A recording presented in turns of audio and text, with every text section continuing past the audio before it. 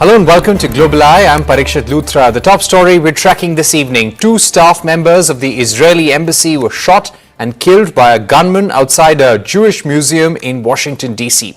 The victims, Yaron Lishinsky and Sarah Lynn Milgram, leaving the event organized by the American Jewish Committee when a man opened fire with a handgun at a group of 4 people. The suspect was identified as Elias Rodriguez, a 30-year-old from Chicago. Rodriguez was arrested by the authorities right after the incident and was heard saying "Free Palestine" as he was being led away by the police. He has been charged with first-degree murder as well as murder of foreign officials and related firearm charges. According to the Israeli ambassador to the United States, the 2 victims were a couple about to be engaged. US President Donald Trump called the incident a horrible attack and demanded swift action to combat hate in America. Echoing the same sentiment, Israeli Prime Minister Netanyahu said and also linked the shooting to the 7th October 2023 attack and said he was shocked by the horrific incident. Netanyahu also said that the security will be increased at all Israeli embassies worldwide. This attack comes as Israeli forces continue to deepen their presence in Gaza. Over 50 Palestinians have been killed or are missing after an Israeli airstrike on a residential building in Gaza. Rescue operations have been stopped due to lack of heavy machinery. To take this forward, we are now joined by Kobi Shoshani, Consul General of Israel to Midwest, India. Mr. Shoshani, thank you very much for joining us on the program. Let me begin by asking you, as per the preliminary information available, what do you think were the motivations of this attack on and shooting on 2 Israeli officials, embassy officials in Washington, D.C.? Definitely, it's a very right and very precise. The poisoning language that this pro-Palestinian organization use, they are fueling terror attacks by agenda. I have to say, they are trying to use words against the state of Israel, which I don't even want to repeat. But they are poisoning the atmosphere. But I want to tell you in a very frank way, Sarah and Yaron was a couple that is supposed to be married, as you mentioned before, very young gentlemen. What they did, to go to a museum, Jewish museum in Washington. This is something that, this is the real face of this terrorist. And I'm very, very sorry and send my condolences to the families. What's been the reaction now in terms of increasing security for Israeli officials and the advice for them all across the world? Definitely, as the Prime Minister said very, very clearly, we are of course going to tie the security around our missions all over the world. I have to say that in India we have a very good collaboration with the Indian authorities, and we are fully trust and fully support what they did to us to protect us.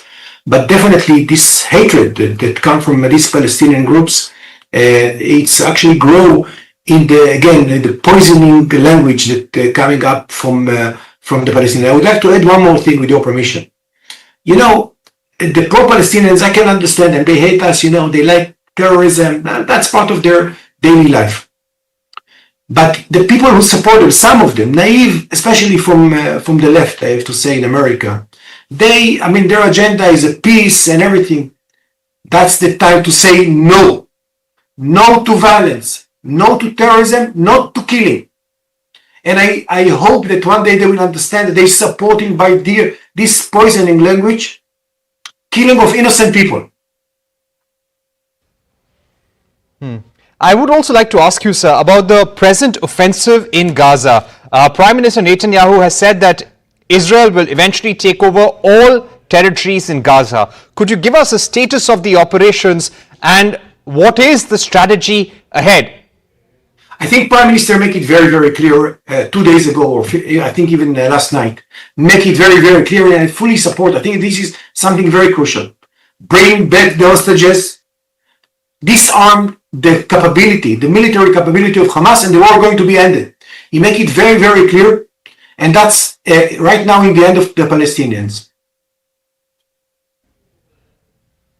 Right. Now, when it comes to the current situation in the region, US and Iran are talking about a nuclear deal. If this deal is not reached, what could be the action? Because there has been a lot of reporting about how Israel could launch an attack on Iran if this nuclear deal is not arrived at. In fact, Iran has already been sending out warnings. I think that we are fully support President get into a deal that they don't accept it, which means that the ball is in the hands of the Iranians. But I think that they have to be smart and to accept the deals that the American make for them. I think that it's going to be good for the region, good for the Middle East. I think Iran with the nuclear capability is a risk not to Israel. It's a risk to the world. It's a risk to Europe. It's a risk to Asia. It's a risk to United States. And I think everybody understands it. Right. But I would like to ask you, what would be the threshold for Israel to carry out an operation on Iran? Because this could lead to a wider war in the region as well.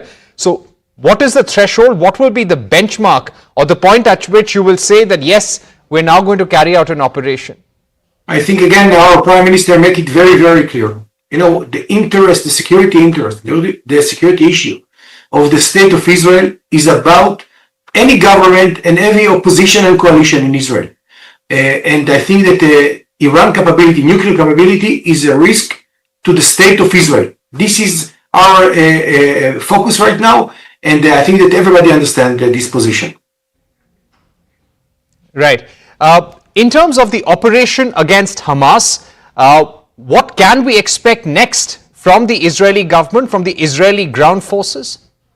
I think that right now in Gaza, the Israeli military forces, the IDF, is controlling most of part of Gaza. Right now we are controlling a very part ready to continue and deepen the operation until they're going to release the hostages. We still have 59 hostages in Israel. Some of them dead, some of them are alive. We want them back, and I think that that's the only solution to end this war. Bring them back and disarm, bring authority to Gaza, but which is not Hamas, without any military capability. Israel will not accept any military capability and risk of its security when such capability there are in Gaza like that. Right. My final question to you about India. Give us a sense about the conversation that you have been having with India. One, about the situation in Gaza and Israel's operation, and number two, India-Israel cooperation over Operation Sindoor and the conflict with Pakistan. Let me not go into a diplomatic collaboration between Israel and India. Everybody knows that Israel stands by India. I think the operation was successful in my point of view, and I think that right now, I think this is the right way to India as well. India needs stability. India is a superpower that's coming up in the economic field, and they need stability. As you probably know, I'm a big fan of India, big friend of India, and I think that India is doing the right thing in my perspective. Right. All right. Kobi Shoshani, thank you very much for joining us on the program on the death of Israeli embassy officials in Washington, D.C., and also Israel's operations in Gaza, and what next in terms of the country's attack on the Hamas to bring the Hamas terrorists to book and make them accountable. We're taking a short break here on Global Eye, but coming up on the other side, President Donald Trump's crackdown on immigration has gathered steam. The president's tax bill has allocated billions of dollars for mass deportations. A special interview with Christopher Elms, spokesperson at the U.S. Embassy in India, after this break.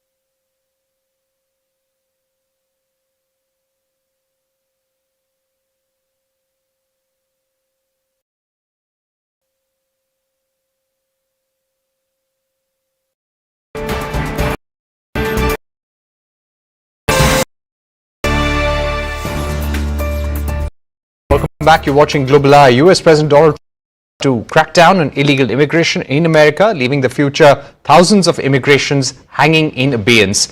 Trump's expansive tax and spending bill, which has been touted as one big beautiful bill, has put the spotlight on this issue. The bill passed by the House of Representatives will allocate over $100 billion for new border enforcement measures. These will include more physical barriers and expansion of detention capacity and the hiring of additional immigration and customs officers. I caught up with Christopher Elms, spokesperson of the US Embassy in India, and began by asking him about Trump's stance on immigration and the steps the US government is taking to crack down on visa frauds. The Trump administration has made this a priority of the administration. They are cracking down on illegal immigration, and they're sending a clear message to those thinking about heading to the United States illegally that it's not worth the risk. Those that head illegally will face conviction, they'll be apprehended and deported. And so the president and the administration have been pursuing efforts to secure our borders, and part of that includes our visa policy around the world, including here in India.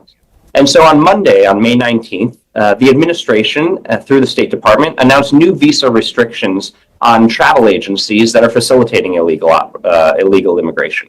So in practical terms, the restriction is a ban on visas for travel agencies that are owners, executives, senior officials that are facilitating this illegal immigration. Could you also give us a sense of how the US government, the embassy and the diplomatic security teams are going about this exercise of identifying travel agencies or agents which are indulging in this kind of fraud or in a way facilitating people to cross the US border illegally? Absolutely. So it is an effort here that we're carrying out in our embassy between our visa section and our diplomatic security services. And we're looking to identify these travel agencies that we know are facilitating illegal immigration. These are agencies that are providing fraudulent passports, they're providing fraudulent visas, they're providing different travel documents, they are providing reservations and transportation logistics to people that they know are trying to go to the United States illegally. And so we're looking at that and working closely with Indian law enforcement to prosecute those that are human traffickers and smugglers. And so we do appreciate the cooperation from Indian law enforcement in protecting our borders. Secretary Rubio just said the other day in a hearing before the Senate that the only people that profit off of this trade are illegal human traffickers and smugglers. And so we are working with our counterparts here, and our diplomatic security services are looking into those that are knowingly facilitating illegal immigration. Right. Would it be possible to give us a sense if there is already a blacklist that has been created? Are there already people and agencies which have been banned? And if yes, how many of them? Yeah, so I can't give specific numbers due to confidentiality laws, but there are people that have already faced this restriction. So the restriction is under our Immigration and Nationality Act. It's called Section 212A3C, which we abbreviate 3C. And these 3C restrictions have already been applied to travel agencies, to executives, to owners, to senior employees, and we're going to continue to look for them. And so as we identify those that are knowingly providing fraudulent documents, we will be applying this 3C visa ban on them. Right. What is the red flag for people? How should they identify an agency which could be trying to send them to US via illegal means? What are the kind of advertisements, videos on social media, or the kind of travel agencies one has to be wary of? Yeah. So if you see any advertisements on social media or elsewhere of people that are explicitly advertising routes to the United States illegally, you know that they are involved in human trafficking and smuggling. If you're at a travel agency and they are offering a fraudulent passport, a fraudulent visa, they know that they are trying to facilitate an illegal movement. And so if you see that, please share that information with the U.S. Embassy or local law enforcement. These are people that are trying to prey on individuals here in India. These are agencies that are looking to take your money, and they know, as we all do right now, under the Trump administration, the United States is going to apprehend and deport folks that cross the border illegally. And so we're looking to stop these agencies from profiting off of Indians here in India. One of the warnings that I saw on the embassy X handle was about overstaying your visa in the United States. What could be the consequences and what has changed over the last few months? So what has changed over the last few months is a stronger enforcement effort by the United States. This is a whole of government effort. The Department of State, who issues visas, the Department of Homeland Security in the United States that controls our border. We're working hand in hand to stop illegal immigration. What's the same is that we're looking to stop fraud everywhere. Folks cannot lie on their visa applications. If in the United States, they're overstaying their visas, if they're committing criminal acts in the United States. This is not new. These are laws that have been on the books for a long time under our Immigration and Nationality Act. Those folks are subject to deportation if they violate our laws or present fraudulent documents or have been fraudulent in what they said they'll be doing in the United States. Right. So overstaying your visa could also mean a permanent ban from entering in future? It can, yes. The permission on the visa, when presented to an official at a port of entry, grants a certain amount of time in the United States based on that visa. And so those that overstay it are violating the visa laws, and they could be subject to a permanent ban in the future. Right. I'd also like to ask you, we have been reading US Embassy advisories, and they have gone on to say that please be very careful, do not submit visa applications. They can be easily detected, and visa fraud is a punishable offense under US criminal law. Could you give us a sense of what are some of the most common examples of visa fraud or fraudulent documents which can be easily detected by the US Embassy?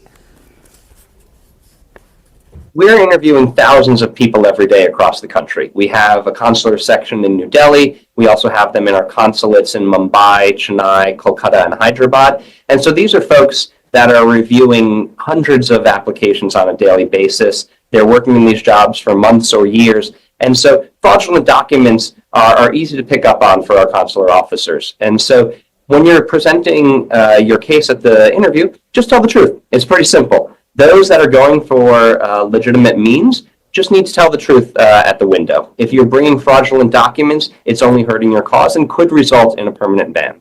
Right. We've been seeing how the US Embassy has also been cancelling certain visa appointments.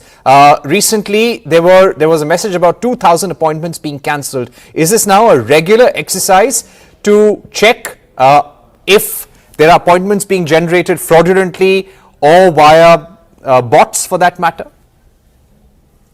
You're right. We did cancel 2,000 appointments recently in March, and we've been on the lookout for bots and other programs that are trying to take away appointments for legitimate visa applicants. And I know that people are looking to get their visa appointments in a fair way, and we're looking to make sure that our system allows for that. So we are looking out for cases where we identify irregularities in the appointment system, and where we do, we are canceling those appointments and putting bans on those that have applied for those appointments. Right. My final two questions, Chris. One would be on the larger issue of immigration and deportation. The U.S. has deported over 680 Indians back to India over the last few months. This is an ongoing conversation. Could you give us a sense of what is the objective and what are the two countries trying to achieve right now on that front? Yeah, the objective is simple, that those that came to the United States illegally are heading back to their countries. Those that we have apprehended, we are now deporting, and we're working with countries around the world, including India, to take back the citizens that went illegally. And so as we talk with the government of India, we appreciate the stance that we're looking to secure our borders in both countries. And the government of India understands that. And we will continue to work with the government of India and in the United States in apprehending those that have come illegally. When they're identified as Indian citizens, we'll work to send them back to India. My final question would be now about legal migration and legal travel to the US, either for work or for student visas or for business for that matter. Both countries have said that while we'll crack down together on illegal immigration, we will also support avenues for legal migration into the United States.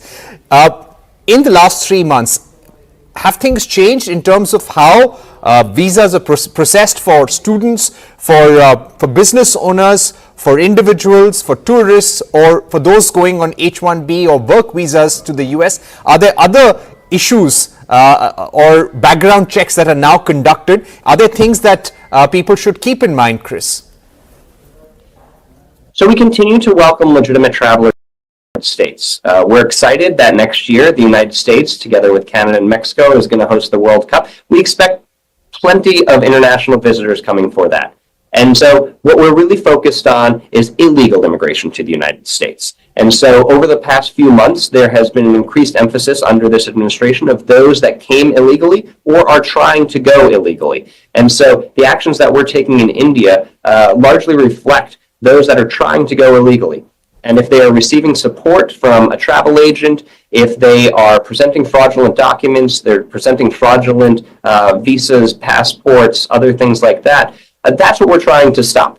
And so as we continue to welcome legitimate travelers, the last 3 months there has been an increased focus on cracking down on those going illegally. All right. Thanks very much, Chris, for joining us. Let's take a look at some other headlines we're tracking. Commerce Minister Piyush Goyal has said that he had constructive meetings with U.S. Commerce Secretary Howard Lutnick. Mutually beneficial trade agreement. In a post on X, Goyal said that both nations are committed to enhancing opportunities for their businesses and people.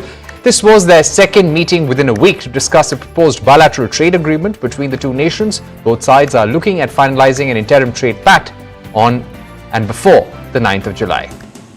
And staying with the United States, the Trump administration has revoked Harvard University's certificate to enroll international students. The university has just 72 hours to comply with 6 federal demands to regain its eligibility. The demands include giving the Trump administration access to all records of illegal activity by non-immigrant students in the past 5 years. If the university fails to comply, it means that thousands of current students must transfer to other schools or leave the country.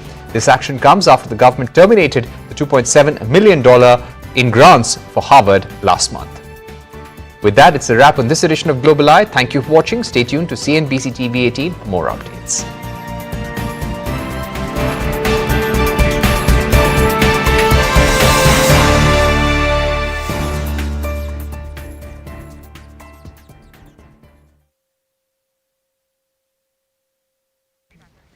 ले लो.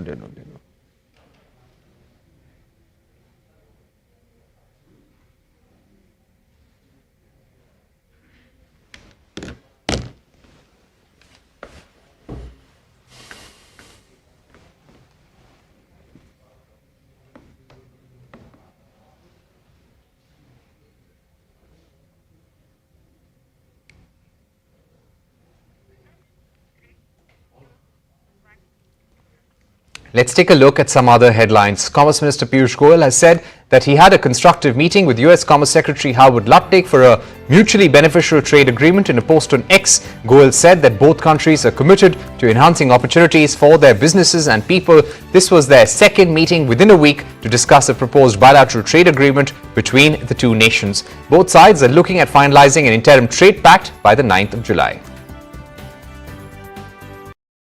The administration has revoked 72 hours to comply with 6 federal demands to regain its eligibility. The demands include giving the Trump administration access to all records of illegal activity by non-immigrant students in the past 5 years. If the university fails to comply, it means that thousands of current students must transfer to other schools or leave the country. This action comes after the government terminated the $2.7 million in grants for Harvard last month. With that, it's a wrap on this edition of Global Eye. Thank you for watching. Stay tuned to CNBC-TV18 for more news and updates.